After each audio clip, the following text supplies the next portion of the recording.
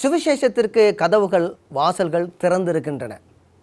ஊழியக்காரர்களை ஆண்டவர் அனுப்பி கொண்டிருக்கிறார். ஆனால் அதே நேரத்தில் சில சபைகள் அல்லது எல்லா சபைகளும் என்று சொல்லவில்லை, சில சபைகள் இன்னும் பழைய போக்கிலே இருக்கிறோம். நான் கேட்குறேன், இந்த நாட்களிலே சுவிசேஷங்கள் எப்படி அறிவிக்கப்படுகிறது?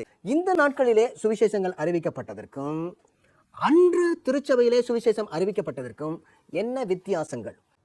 நான் ரொம்ப ஸ்ட்ராங்காக கேட்குறேன், நம்முடைய சபைகளில் உங்களுடைய சபைகளில் எத்தனை சதவீத மக்கள் இந்த மாதிரி சுவிசேஷத்தை சொல்ல முடியும்? சுவிசேஷம் பூரணமாய் அறிவிக்கப்படவில்லை என்று சொன்னால் இன்னைக்கு வெறும் ஆசீர்வாதத்தை தான் மையமாய் வச்சு அதை சுவிசேஷமாக இருக்கிறது. நான் சொல்ல, உங்களுக்கு ஒரு பகுதி மட்டும் சுவிசேஷத்தை அறிவித்து, அதாவது ஆசீர்வாதம் அதை மட்டும் அறிவித்து மற்ற காரியங்களை அறிவிக்காமல் விட்டு உங்களுக்கு ஞானஸ்தானம் கொடுத்து உங்களை சபையில சேர்த்திருந்தால் என்ன பிரச்சனைகள் ஏற்பட்டு கொண்டிருக்கிறது சபையில்? இன்னைக்கு அது பாவ மன்னிப்புக்குள்ள ஞானஸ்தானமே கிடையாது.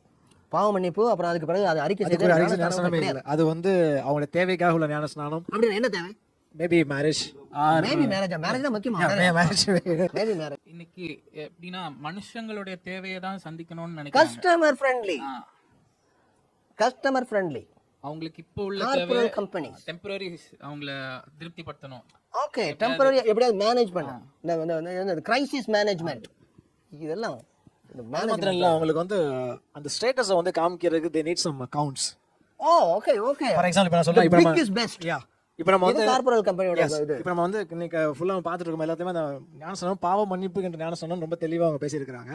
ஆனால் இன்னைக்கு சர்ச்சஸ்லேயே எந்த பாஸ்டர்ஸ் மேக்ஸிமம் நான் சொல்ல முடியும் பாவ மன்னிப்பு நிச்சயத்துக்குள்ள ஞானஸ்தானம் இருக்குதானா பெரிய கொஸ்டின். பாவ மன்னிப்பு நிச்சயம் பெற்று வர்றவங்க கிடையாதுன்றீங்க. சபை உலகத்திற்கு வெளிச்சமாக இருக்க வேண்டிய சபைக்குள்ள உலகம் வந்துருச்சு. இப்போ ஏதான் அவங்க சொன்னாங்க, அதாவது உலகத்துல சபையை கட்ட வேண்டும், சபைக்குள்ளே உலகத்தை கட்டி கொண்டு இருக்கிறோம்.